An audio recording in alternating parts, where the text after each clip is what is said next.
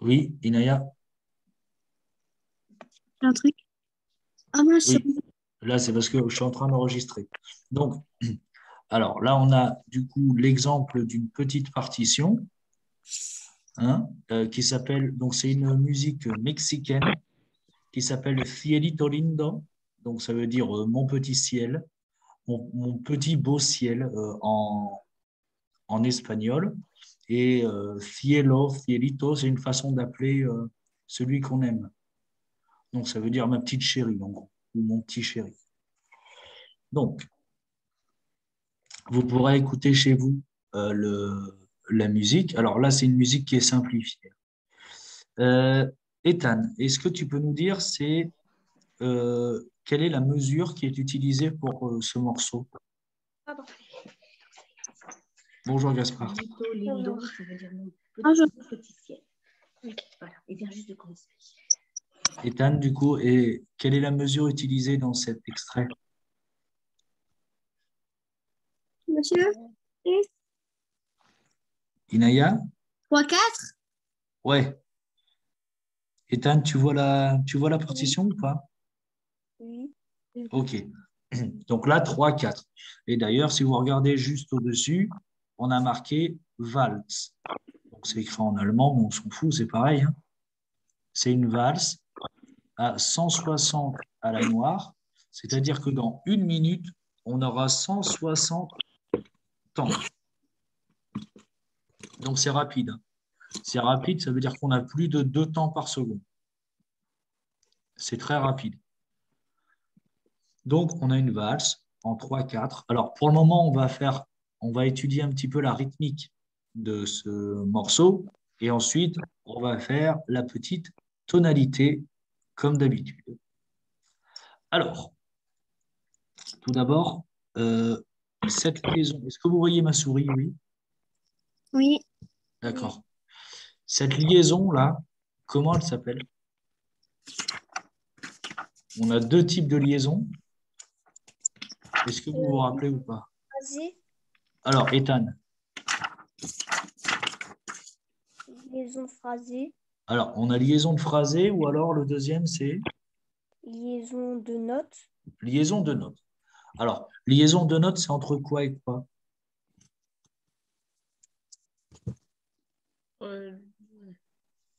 De notes. Ouais, deux notes, mais surtout, la caractéristique, c'est que c'est deux notes qui sont de la même hauteur. Oui. OK? Donc là, c'est. Si on a une liaison entre deux notes qui ne sont pas de la même hauteur, ou alors entre plusieurs notes, là, c'est une liaison de phrasé. Donc, du coup, là, c'est une liaison de quoi?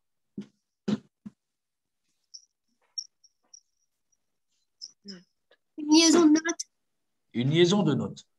Du coup, là, on a une noire liée avec une noire. C'est comme si on avait une blanche. D'accord? Ok. C'est comme si on avait une blanche, mais en fait, elle est sur deux mesures différentes. Est-ce que ça vous rappelle pas un petit rythme qu'on avait vu? Non. On avait vu ça il y a quelques semaines. Je retourne en arrière. Alors, donc là, on a un temps fort. Les contre. Et là, on a un temps faible. Et là, un temps faible. Et là, on recommence. Un temps fort, un temps faible et un temps faible. Ouais, je l'ai entendu. C'est la syncope. C'est la syncope. C'est quoi, Inaya, la définition de la syncope? La syncope, c'est quand on monte d'une note, on descend d'une note. Et non. Quand c'est fort, faible, fort. Alors, une syncope est une note qui commence Les temps forts et les temps faibles. faible d'un Ouais, temps se termine sur la partie forte d'un temps. voilà. Donc, vous aviez tous les deux raison. Est-ce que vous voyez ce que j'ai écrit là, les F? Oui. OK. Donc là, une syncope, en fait, c'est quelque chose qui termine sur un temps faible et qui se pardon, qui commence sur un temps faible et qui se termine sur un temps fort. Donc là, on a une syncope. Et bien là, on regarde. Là aussi, on a une syncope. Là aussi. Et là, par contre, non, c'est pas une syncope. Là, c'est pas une syncope parce qu'en fait, on démarre sur un temps faible, d'accord? Et là, on va terminer sur le troisième temps qui est aussi un temps faible. Donc là, en fait, il n'y a pas de temps fort, il n'y a pas de temps faible. C'est clair pour tout le monde, ça? Oui. Non.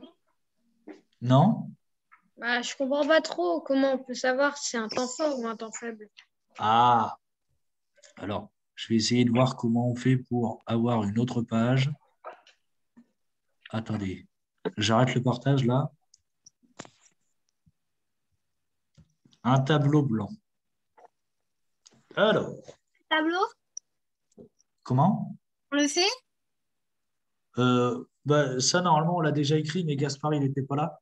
Donc, je vais réexpliquer là, vite fait. Donc, désolé, j'écris très mal. En plus, je suis avec le pad. Là, je suis pas avec une souris. On l'a pas Donc, écrit. dans une mesure en 2/4, on aura le premier temps qui sera un temps fort, Je l'aurais fait.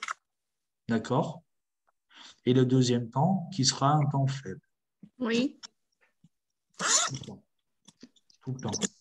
D'ailleurs, ton papa, je ne sais pas s'il fait de la batterie. Enfin, il fait des percus, mais je ne sais pas s'il fait de la batterie. Oui. Tu n'as qu'à lui demander. À chaque fois, on va taper un peu plus fort sur les premiers temps. Quand il va y avoir des choses, par exemple, quand on défile au 8 mai, au 14 juillet, la grosse caisse, elle va taper sur le premier temps, à chaque fois. Donc, c'est le temps fort. En 3/4, c'est un autre petit schéma. En 3/4, ce n'est pas si différent. C'est fort, Fort, faible. faible Ah, faible, fort, et fort, faible. faible. Ah mince, je me suis trompée. Ouais, Oui. c'est ce qu'on avait vu juste avant. En 3/4, fort, faible, faible. Ça, je l'avais mis, je crois. Tu réécouteras le cours que j'avais fait là-dessus. Et j'avais mis en document audio la valse numéro 2 de Shostakovich. Mm. D'accord? Et on entend très bien une valse. Pam, pam, pam, pam, pam, pam, pam, pam, pam. 1, 2, 3, 1, 2, 3, 1, 2, 3. Ça roule? Par contre, pour le 4-4, Ah, bah attends, on y arrive. 4. Fort, faible. Oui, Inaya? Le 4-4, c'est pas fort, fort, faible. Ou c'est faible, fort, faible. Ah bah non, on commence toujours par un temps fort. Ah bah alors, fort, faible, faible. Donc fort, faible, Fort, fort, faible. faible. ok. En fait, 4/4, c'est 2 fois 2/4. Ok. Ça roule? Ça marche. Et donc ça, c'est pour les temps. Mais à l'intérieur d'un temps, on peut aussi avoir une distinction. Donc ça, c'est une noire, d'accord? Dans une noire, on peut la couper en deux. On aura deux croches.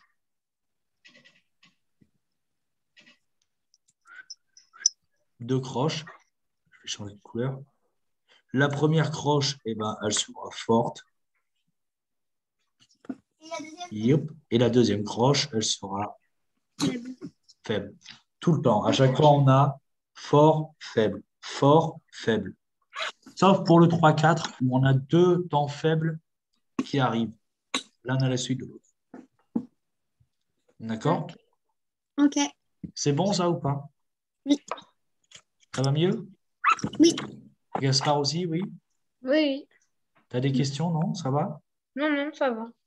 Ethan, est-ce que tu as des questions? Ok. Donc toi, Ethan, vous étiez là. Inaya et Ethan, vous étiez là au cours. Ok. Euh, attendez. Bonjour. Bonjour, qui c'est qui a dit bonjour? Noé. Bonjour Noé. Alors là, on vient du coup, pardon, on est en train de faire l'étude d'un morceau qui s'appelle Cielito Lindo. C'est ce que j'ai envoyé tout à l'heure. C'est Cielito Lindo. Voilà, c'est ça. C'est ce que j'ai envoyé tout à l'heure. Et donc là, du coup, on venait de dire qu'on était en 3-4, d'accord? Et du coup, on venait de voir quel était ce rythme-là. OK? Je ne sais plus si tu étais là, Noé, ou pas. Comment ça? Quand on avait fait le rythme, la syncope. Non, je crois pas. OK, alors je réexplique vite fait. En 3-4, bah, de toute façon, là, j'enregistre, hein, donc du coup, tu pourras re-regarder la vidéo. Donc, je répète, en 3-4, on a le premier temps qui est fort, le deuxième temps qui est faible et le troisième temps qui est aussi faible. D'accord? Et ça, c'est pour toutes les mesures. Et du coup, là, c'était Ethan et Inaya qui nous l'avaient dit, là, on a une note, deux notes qui sont liées par une liaison de notes. Donc, en fait, ça fait comme si on avait une blanche. D'accord? Une noire plus une noire, ça fait une blanche. Donc, en fait, c'est une seule et même note. Et cette note, elle commence sur un temps faible et elle termine sur un temps fort. Et alors ça, c'est la définition de la syncope. Ça roule? Donc ça, c'est une syncope. Alors, maintenant, je vais vous demander de calculer la tonalité de ce morceau. Alors, pour ceux qui l'ont, du coup, ça va mieux parce que du coup, vous pouvez aller voir tout de suite aussi à la fin. Alors, je vous donne un petit indice. Le B, on s'en fout. Ah merde, j'ai plus de batterie. Donc, le B, on s'en fout. D'accord? Vous vous arrêtez là. J'arrive, je mets en pause le. Attendez, comment on fait?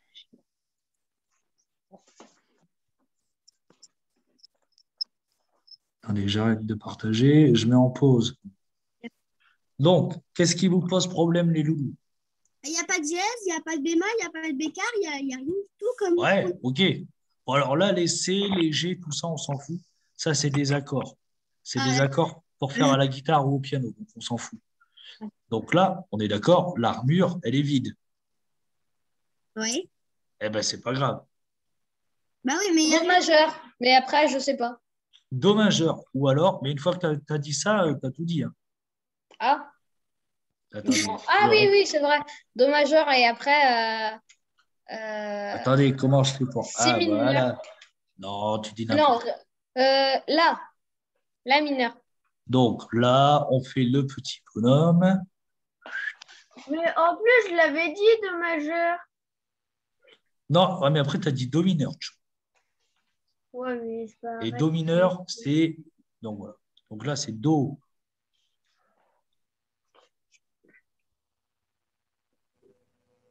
Pas plus tôt. majeur. Et du coup, comment on fait pour passer de là à là? On fait une tierce en dessous. Voilà, donc ça fait Gaspard, Non, La mais mineure. la mineure.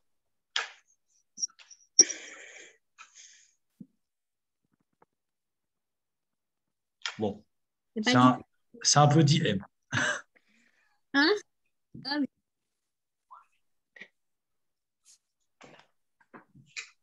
Et du coup, s'il y a ça, clac, clac, ça voudra dire qu'on aura des sols dièses. Pourquoi? Parce que si on écrit la gamme de la mineure, on va prendre l'avant-dernière note et on va lui mettre un dièse. C'était dans la leçon une fois. Ah oui, Ouais. c'est vrai. Donc, si on écrit la gamme de la mineure, clac, clac, clac, on fait l'ordre, on fait les tons et les demi-tons, tout ça. Mais bon, là, je vous dis, on fait un peu plus vite, OK? Quand c'est en mineur, on prend la note juste avant et clac, on lui met un dièse. Ou un bécard s'il y a un bémol sur cette note-là. Mais on l'élève d'un demi-ton. Donc là, on va devoir, soit on termine par un Do et il n'y a rien du tout à l'intérieur comme dièse, ça veut dire qu'on est en Do mineur. Si on termine par un La et qu'il y a des sols dièses, ça veut dire qu'on est en La mineur. Ça roule? Oui. Alors maintenant, Bof. comment ça, bof? Bah, bof. Parce que j'ai pas trop compris. Attends, je reprends. Si on termine par un Do, en général, on est en Do mineur. D'accord? Oui. Do majeur, pardon. Do majeur. Donc, on va d'abord chercher si on est en La mineur. D'accord? Et comment on cherche si on est en La mineur? On aura des sols dièses. OK? Parce que quand on écrit les gammes, c'est la seule note où on va devoir rajouter un dièse quand on va écrire la gamme. OK? Toutes les autres, les tons et les demi-tons, ils sont naturels. On ne rajoute rien. Il y a naturellement un ton entre Do et Ré. Ça Il n'y roule? a pas de sol dièse. Bah, du coup, ouais, mais attends, mais là, tu vas un peu vite.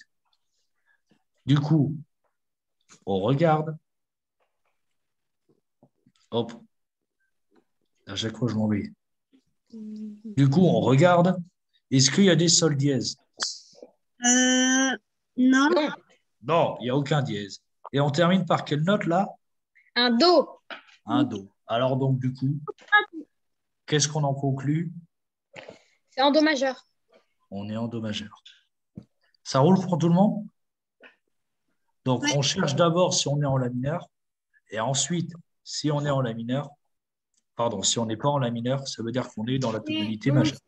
on sait si on est en La mineur, s'il y a un La à la Alors, fin. oui, donc là, il y a deux indices. Deux indices, Noé. On terminerait par un La, premièrement, comme tu le dis. Et deuxièmement, tous les sols seraient des sols dièses. OK? Là, on ne termine pas par un La et on n'a pas de sol dièse. Donc, on est tranquille. On est en Do majeur. Est-ce que c'est clair? Oui. Oui? Noé? Euh,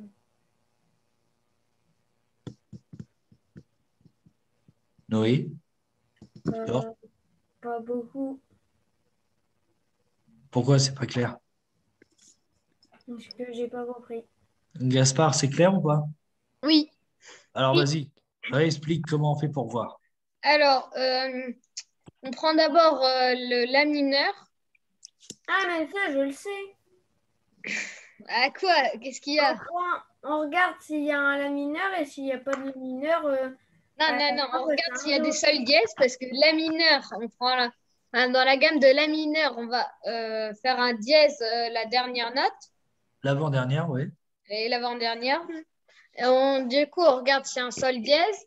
Et après, s'il y en a pas, on regarde la dernière note. Et donc, si c'est pas en la mineur, bah, c'est en do mineur. Voilà. T'as compris?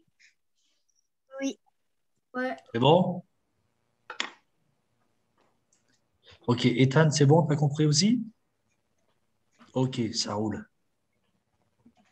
Alors, je vais arrêter